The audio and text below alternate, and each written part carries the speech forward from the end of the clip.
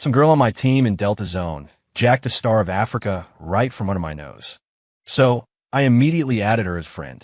After laying it on thick for months, I finally got her to be my girlfriend. We were inseparable in the game every day. On Discord, we were constantly messaging, things heating up more and more. The moment we agreed to meet up in person, the night she flew all the way to my city, I hit the block button. You think you can steal my loot? Let's see how you like a taste of pure, soul-crushing despair. 1. Babe, can I kiss you when we meet? I read the message and typed back, of course. Then I immediately blocked her number. Oh, quiche. Did she really think this was a real relationship? A woman would only slow down my loot runs. I slammed a bowl of instant ramen and logged on. The damn total trash map. I'm hitting the Aero Complex hard tonight. Why the ramen, you ask? Not important. What's important is hitting the Aero Complex. As soon as I was online, my in-game DMs were already flooded with messages from her. Right, I'd forgotten to unfriend her in the game. I opened the chat. It was all a stream of why did you block me? And please add me back. Babe, what happened? Why did you block me? What did I do to make you upset? I'm at a LAN cafe near the airport right now. Are you really going to leave me here all alone? I let out a small laugh. So now she plays the victim. Did she think about my feelings when she was pocketing my star of Africa? I clicked open the chat box and fired back a reply. Remember the first time we met? Seeing I'd responded, she was clearly thrilled, her reply coming back instantly. Of course I do. You even gave me a star of Africa. Gave. I scoffed. No, you got on voice chat, said you'd never seen a star of Africa before, and asked if you could just see it. Back then, I was charmed by her voice. I figured, she's a girl, what's the harm? Thinking back, the ones with the sweet voices are always the most conniving. You can't trust them. But I was young and dumb, so I dropped the star of Africa on the ground like an idiot. You begged me to let you look at it. After I showed it to you, you never gave it back. You called it a gift. I thought you were giving it to me. I didn't really think about it. Her words set me off. Back then, I was a fresh scav, a bottom feeder who survived on scraps, running from every firefight. Do you have any idea how exciting it is to find a star of Africa for the first time? I asked for it back. You refused. She went silent. Feeling guilty, are we? After a long pause, a new message popped up. Is it really because of that? You're going to ghost me over something so small? Yep, that's exactly why. After all, the only reason I ever added you was for this exact moment. For my revenge. With that, I blocked her in the game, too. Finally, I could breathe again. Totally worth the 6-month-long con. 2. The next day at work, the office was buzzing. Everyone was whispering in their little groups. I was nursing a pair of dark circles under my eyes, still drowning in regret. I'm such an idiot. Why did I run a Tier 6 kit into the Aero Complex? Might as well have just gift-wrapped my gear for someone else. Now I have to pay some guy to grind for halves again. What's going on? I asked, opening my thermos and adding some ginseng to my tea. Once you hit 25, your body just starts giving up on you. The CEO's daughter is taking over our division. She's been working abroad, but today is her first day here. A colleague whispered to me. He was clearly on edge. I thought it was something serious. It's just the boss's daughter. In this economy, who doesn't have a connection? The CEO is my best friend's dad. Do I go around bragging about it? I always knew Leo had a sister, but they didn't get along and barely spoke, so I never knew much about her. It's no big deal. It's not like it'll affect us grunts at the bottom, I said. During my lunch break, I placed an order for another 30 million halves, already dreaming of my glorious raids after work. But just as I was about to clock out, I was told I had to work overtime. And get this, I was the only one in the entire department who had to stay. Seriously? As an event planner, yeah, we have a few projects in the pipeline, but nothing that warrants pulling an all-nighter. It was Ms. Winter's request. She specifically asked for you to stay. She said your team's proposal wasn't detailed enough and that you need to flesh it out.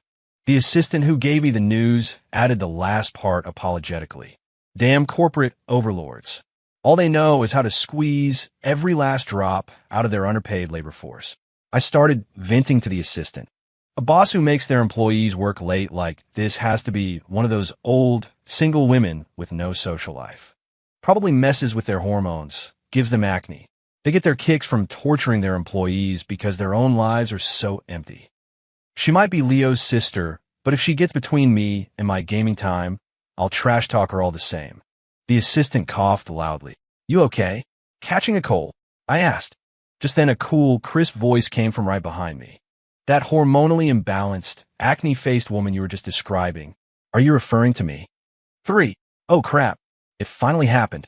My superpower is talking smack about someone right before they walk up behind me. Works every time.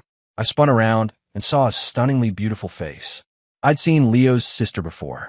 Our families were close, and we even played together as kids. But we lost touch after middle school. I spent all my time hanging out with Leo. After graduation, I didn't want to go home and listen to my parents lecture me, so I took a job at Leo's dad's company. I'd only seen his sister a handful of times since we grew up, but that didn't stop me from recognizing her instantly. Chloe, I said, my entire demeanor shifting in a split second. My face was a mask of pure reverence. What brings you here? I even used my most polite, formal tone. Chloe Winters let out a soft, sharp huff. In the office, you will use my title. Right. Ms. Winters. How could I possibly be talking about you? I have nothing but the utmost respect for you. If I had a picture of you, I'd probably have it framed in my apartment.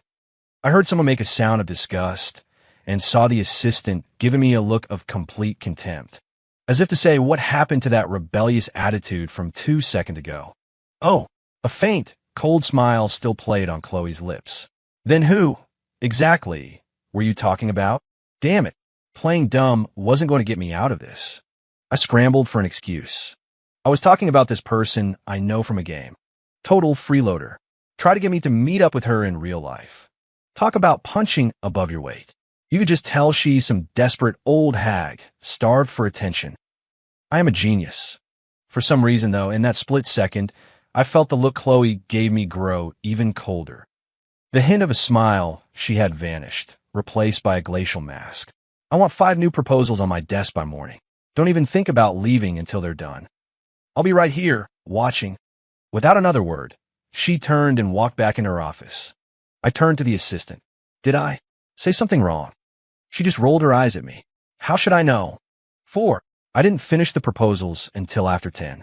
When I walked into Chloe's office, I saw her reflection in the glass partition. It looked like she was playing Delta Zone. But the instant I knocked, she alt-tabbed to a spreadsheet. She didn't even glance at the proposals I handed her. Of course, the old hag was just getting revenge on me for talking behind her back. So, Ms. Winters, am I free to go now? The next thing I knew, Chloe was in my car. She said it was late and that I should give her a ride. So, Ms. Winters, where to? I could drop you off. Chloe gave me an address for a hotel near the airport. I just got in yesterday. I haven't found a place to live yet, so just take me to the hotel for now. After I dropped her off and was about to leave, she called out to me again. I forgot to book a room for tonight. They're completely full. She looked at me. I looked at her. The silence stretched, thick with awkwardness. I cleared my throat. Well, you could crash at my place for the night. I was just being polite. She was my best friend's sister, after all. I didn't think anything of it. But to my surprise, the moment the words left my mouth, Chloe immediately said, Okay, help me with my luggage. As I drove, I could feel a pair of eyes on me from the back seat, and the atmosphere in the car was heavy. I forced a laugh, trying to break the tension. Ms. Winters, I couldn't help but notice. You play Delta Zone, right? We should add each other, play together sometime. I distinctly felt Chloe let out a cold snort from the back. Are you sure you want to add me? I paused, remembering how I donated a full kit of top-tier gear to some random player just last night. Yeah, maybe not. I quickly changed the subject. So, what's with the sudden trip, Ms. Winters? Didn't even have a place booked. Why didn't you tell Leo you were coming? I could have helped you find a place ahead of time. Chloe just grunted, then said flatly, Had to? I ran into a real jerk. Great. Now I had no idea how to respond to that. The atmosphere got even more awkward. But Chloe didn't seem to care and kept going. I was supposed to meet my boyfriend here, but as soon as I landed, he just vanished. I can't get in touch with him, so I had to get a hotel. Wow, that's a seriously scummy move. Who would dare do that to you, Ms. Winters? Don't let me find out who he is. I'm pretty sure I heard her laugh coldly. And what would you do if you found out? Huh? This is what I get for trying to be polite. I had to double down. If I find out who it is, I'll beat the crap out of him. I'll show him why the sky is blue. Nobody messes with my boss. Ethan Hayes, the Ryan Gosling of Denver, won't stand for it. From the back seat, Chloe actually laughed. Then she said softly, "We'll see." 5. Luckily, my place was big enough to give Chloe her own room. By the time we got everything settled, it was almost midnight. I was about to crash when I got a message from Leo. "How's it going with my sister?" Just seeing his name annoyed me. Ever since he got a girlfriend, I barely saw him. He wasn't even online anymore. He probably only messaged me because he knew his sister was at the company now, just showing up to gloat at my misery. I sent back an eye roll emoji. "Don't even ask. Your sister's been running me ragged all day." Leo immediately sent back a smirking emoji. A young man needs to learn some self-control. What? Self-control my ass. Not only did I have to work overtime, but I also had to play chauffeur, and now he's making it sound all shady. I sent him another eye roll emoji just as I heard Chloe's voice from the bathroom. "Ethan, can you grab my slippers for me?" I grumbled under my breath, but still went to her room and opened her suitcase like she'd asked. It was stuffed with a chaotic mix of colorful clothes. A few lacy-looking camisoles were particularly noticeable. I cleared my throat. After digging around for a while, I finally found her slippers. Chloe came out of the bathroom in a set of pink pajamas. The pajamas were loose, giving her a slightly lazy and leisurely look. Her face was flushed, probably from the hot shower. Her lips were a soft, rosy pink and stood out even more. Chloe was already gorgeous, and for a second, I was completely mesmerized. I just stared. "Like what you see?" Chloe's sudden voice snapped me out of it. I wasn't looking." "Oh, really? Then do you think my legs are long?" "They're pretty long." "See. So you were looking." I could hear the disdain in her voice. I sheepishly looked away. Looking doesn't hurt anyone. "What did you say?" "Nothing." 5. Couldn't. It seemed like Chloe had no intention of leaving. After several days, she still hadn't made any move to find her own place. I had to try a more subtle approach. "Ms. Winters, have you been too busy lately? Do you need me to help you look for an apartment?" She looked up at me. "Are you in that much of a hurry to get rid of me?" It wasn't that. It was just, I couldn't play my game if she was here. My PC setup is in the living room. I hadn't dared to even turn it on since she arrived. But I couldn't let her know that was the reason, so I put on a friendly smile. "Of course not." "Good. Then I'll just stay here for now. Consider it back rent for all the times you stayed at my family's house." When we were in school, my parents traveled a lot for work, so I did end up crashing at Leo's place pretty often. I was stumped. I had no comeback for that. "Fine. I guess I'll move my PC into my bedroom tonight." That afternoon, I got a call from an unknown number. When I answered, a pleasant voice came through the line. "So, are you going to hand me back now?" The voice sounded familiar, like I'd heard it somewhere before. I thought for a moment, then asked hesitantly, "Luna." Luna was the in-game name of the online girlfriend I'd blocked. She hummed in confirmation. I sighed. "I told you we're done. Don't contact me again." "Are you sure?" Her voice seemed to change, maybe out of anger. That tone. It also sounded really familiar, but I brushed it off. "Of course I'm sure. Goodbye." I hung up and immediately blocked the number. What can I say? I hold a grudge. That night, just as I finished moving my PC into my room, I heard the electronic lock on the front door beep with an error. I opened the door to find Chloe standing there. It looked like she'd had a lot to drink. She couldn't even get the keypad code right after several tries. The moment I opened the door, she stumbled and fell into my arms. A light, fresh scent mixed with the smell of alcohol filled my nose. Babe, she mumbled, her tone soft and almost like she was pouting. She was a completely different person from the one I saw during the day. Even her voice sounded sweeter. I froze, not daring to move. "Ms. Winters?" "Chloe," I whispered. She didn't answer. Instead, her arms tightened around me. I had no idea how much she'd had to drink. I managed to half carry her to her room and lay her on the bed. I got a warm towel to wipe her face and poured her a glass of water. Just as I was about to leave, she grabbed my hand. Her grip was tight. I tried a few times to pull my hand away, but I couldn't. I sat on the edge of the bed. This was the first time I'd ever looked at Chloe this closely. Her eyes were shut tight, her brow furrowed. Half of her lipstick was gone, but her lips were still a vibrant red. Looking at those lips, I felt a strange impulse to lean in closer. I immediately shook my head. What the hell is wrong with me? Chloe's arms were wrapped around my arm. and I could feel the soft warmth of her skin. Then, she slid her hands up from my arm and wrapped them around my neck. I lost my balance and tumbled onto the bed. She held me tightly, burying her face in my shoulder. My hands hovered awkwardly in the air, unsure of where to put them. I could feel my own blood rushing. I mean, I'm a normal guy. What red-blooded American male could pass a test like this? Just as I was thinking that, I heard Chloe whisper in my ear, "Can we get back together? Please don't ignore me anymore." Her voice was choked with emotion, on the verge of tears. It was like a bucket of ice water had been dumped over me. The heat I'd felt just a second ago vanished. She has a boyfriend. He might be a jerk, but that has nothing to do with me. What was I just thinking? Looking at Chloe's worried expression, I reached out and smoothed her brow. "Okay," I whispered in her ear. As if she'd heard me, a faint smile appeared on her face, even in her sleep. The tension in her forehead seemed to melt away. Her grip on me loosened. I quickly pulled myself free and tucked her under the covers. Before I left, I hesitated for a moment, then took off her jacket. Don't get the wrong idea. I just figured she'd sleep more comfortably that way. 6. The next day was Saturday. I was in my room, gaming. Leo, in a rare appearance, was actually online. He was using a voice changer, pretending to be a cute girl. I heard my door open. Chloe was standing there. She glanced at me, then her eyes swept over my monitor. "You should knock before you enter a room, you know? There's food in the microwave. After you eat, I was thinking I could take you to look at some apartments." I didn't turn around, focusing on looting. Leo's modified, sultry voice came through my headphones. "Ethan, sweetie, if you find any fuel cans, you have to give them to me, okay? I just need one more to upgrade my stash." A shiver of disgust went down my spine. This sicko was enjoying this way too much. "Sure thing," I said into my mic. "Just remember to call me Daddy next time."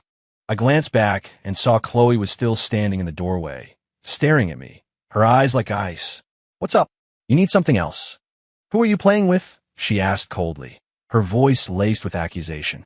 I was about to say, "Your brother," but then I remembered that Leo and his sister didn't get along.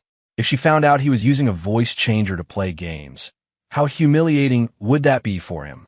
I had to come up with a lie. "My girlfriend. We're playing together." Pretty nice voice, right? I felt Chloe's expression darken instantly. "Girlfriend?" she repeated. "Yeah, this round's almost over. I'll be out in a minute." "Ah, take your time."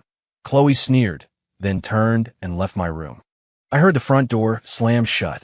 When I went out to look, Chloe was gone. What was that all about? So random. I went back to my room. "What happened?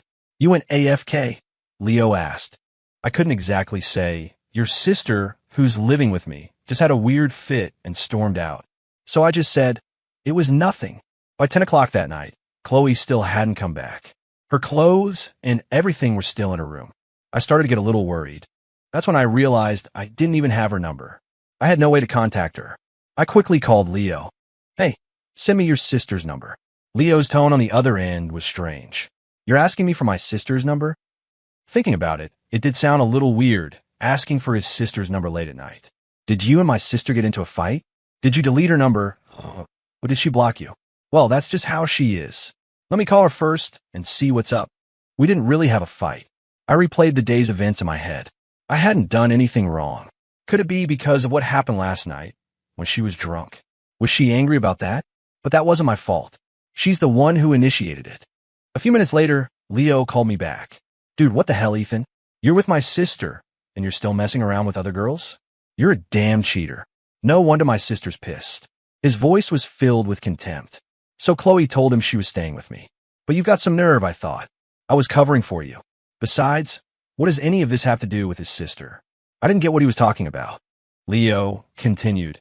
"My sister is sitting in the convenience store downstairs from your apartment right now. You need to go find her, and don't tell her I told you. This is all I can do for you, bro." Something felt off, but I didn't dwell on it. Chloe was at the 24-hour convenience store nearby, just sitting there, staring out the window. The moment she saw me, her eyes turned red and welled up with tears. Then she immediately turned and walked away. "Chloe," I said, hurrying after her. Seeing me follow, she picked up her pace. "Slow down, you're going to fall." The words were barely out of my mouth when I heard her cry out. It looked like she tripped on something, and she went down hard. I rushed forward to help, but she shoved my hand away. She tried to get up on her own, but it looked like she'd twisted her ankle. She let out a pain grunt and couldn't stand. I tried to help her again, and again she pushed me away. An angry woman is harder to handle than a wild boar, and I still had no idea why she was angry. Chloe, what is wrong with you? Can't we just talk about this? What's wrong with me? You don't know. Her voice was cold, but it trembled slightly. It sounded like she was about to cry. What did I ever do to deserve this? I had no idea what was going on. Who was that girl you were playing with today? I was stunned. That's it? That's what this is about. I honestly couldn't understand why she was so upset about it. But I knew one thing. This was not the time to argue with a woman about logic. It didn't matter if I'd done anything or not. At this moment, I was definitely in the wrong. So I started explaining. That was your brother. He was using a voice changer.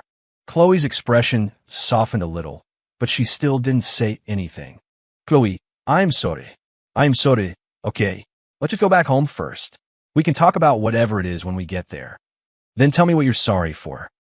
The classic trick question. How the hell should I know what I did wrong? For not telling her that her brother is a weirdo?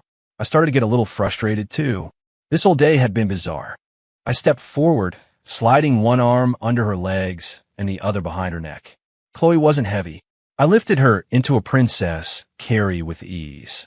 She started to struggle, but I said in a firm voice, "Don't move." I don't know if it was my tone that scared her, but Chloe went still. I carried her back to the apartment and set her down on the sofa. I found some muscle spray in the first aid kit, sprayed her ankle, and then began to gently massage the area. For the record, I'm not trying to take advantage of you. It's late. We'll use this for now, and if it still hurts tomorrow, we'll go to the hospital.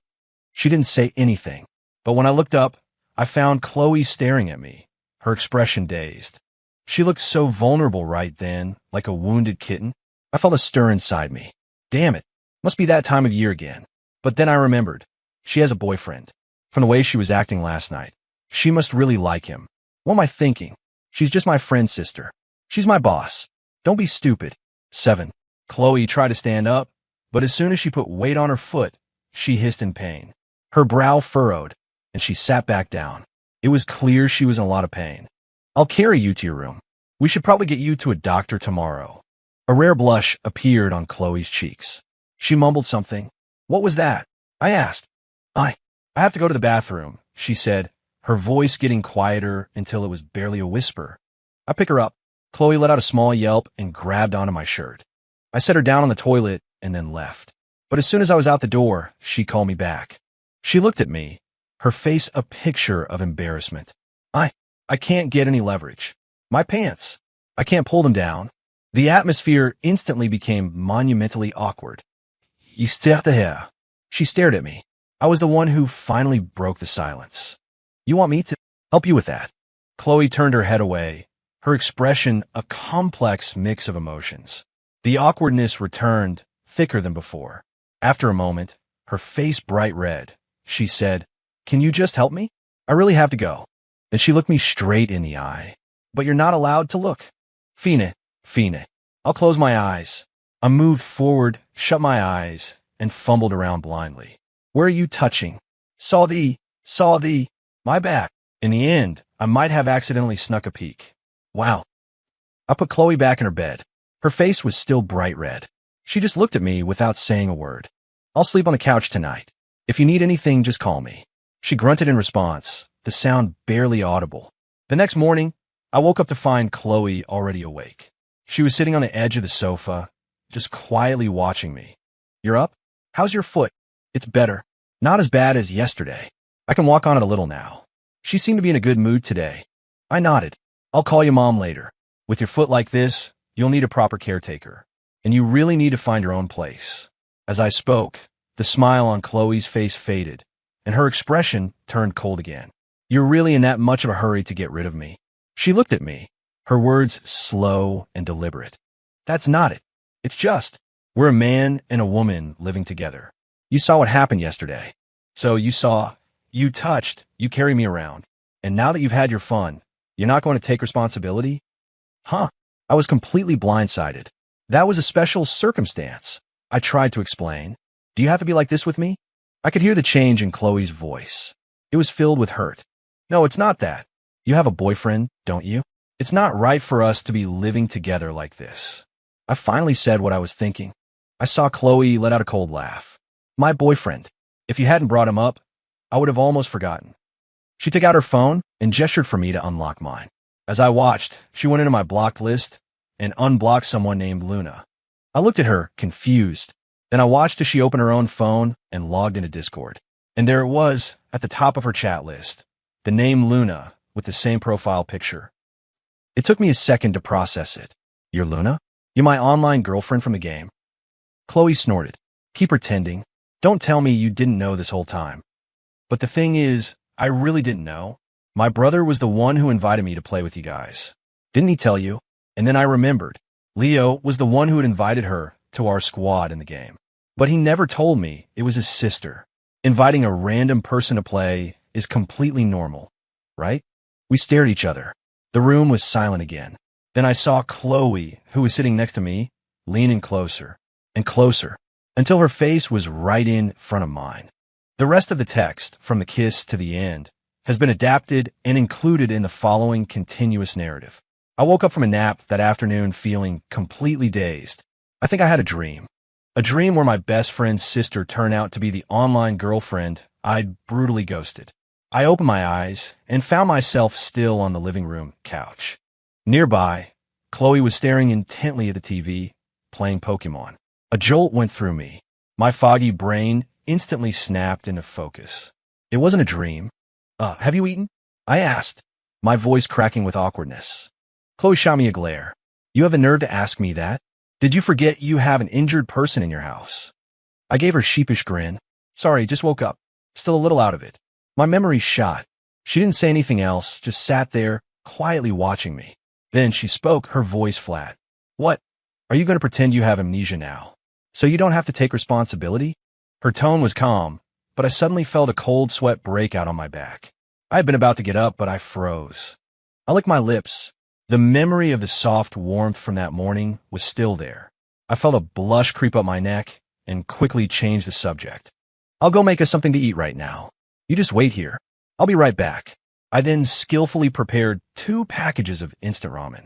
Sorry, I said, embarrassed. This is all I have in the house right now. You'll have to make do.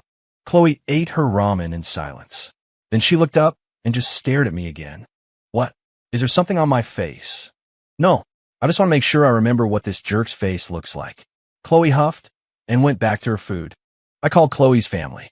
Her foot was injured, and it really wasn't practical for her to keep staying with me. That same day, Leo and their parents drove over from the next city. They set Chloe up in a new apartment and hired a caretaker for her. Leo kept winking at me and making faces behind his parents' backs.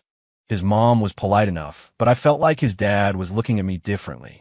He put a hand on my shoulder and said in a meaningful tone, Ethan, I've watched you grow up.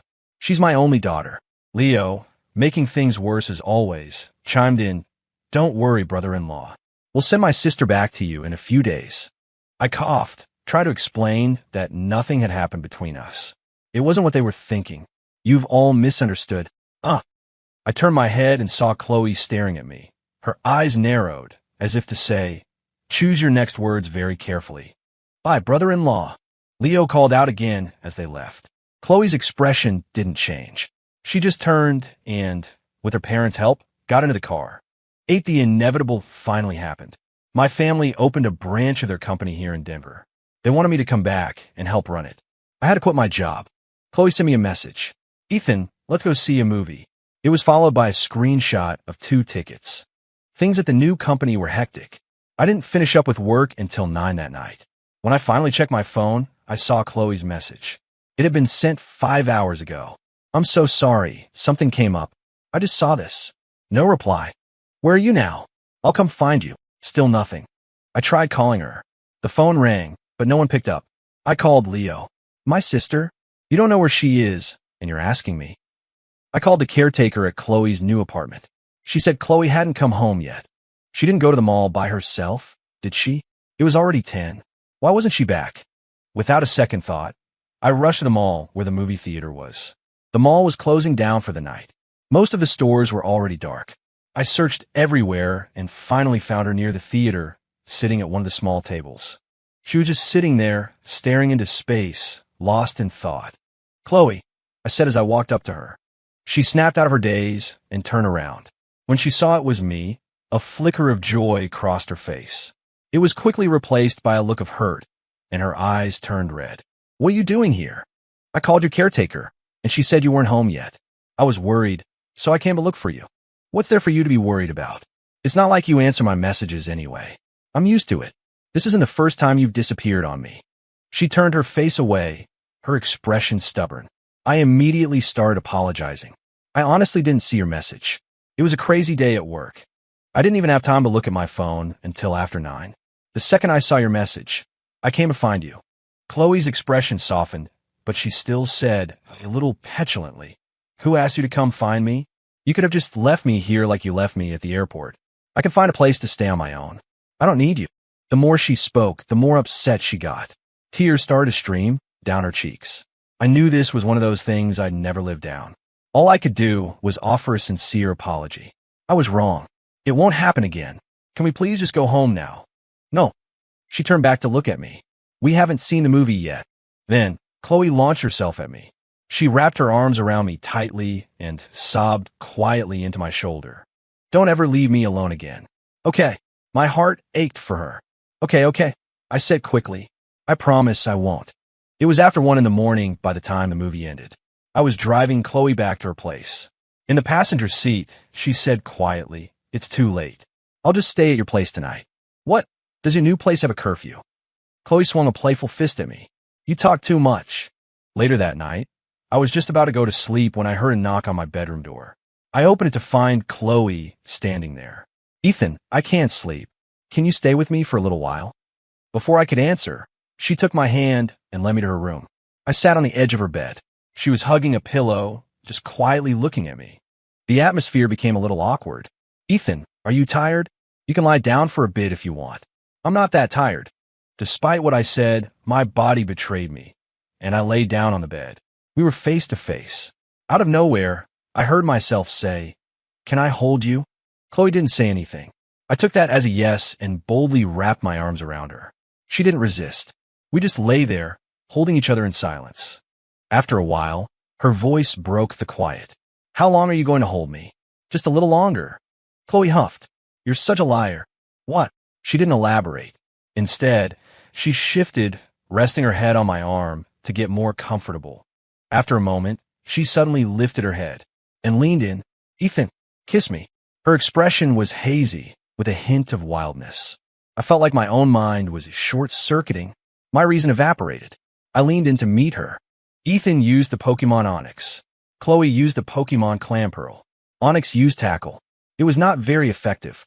Clamperl used Supersonic. The opponent became confused. Clamperl used Clamp. It was super effective. Onix used Harden. Its defense greatly rose. Onix used Rage. Onix used Dig, storing energy. Clamperl's HP is low. It used Water Gun. Onix used Iron Tail. Onix used Double Edge. It was super effective. It was a long night. Chloe and I got engaged. Our families already knew each other, so there were no objections. Everything went smoothly. Leo was his usual smug self, winking at me from across the room. "So how are you going to thank me? You can call me Dad. We can keep it separate from our own family titles. Get lost."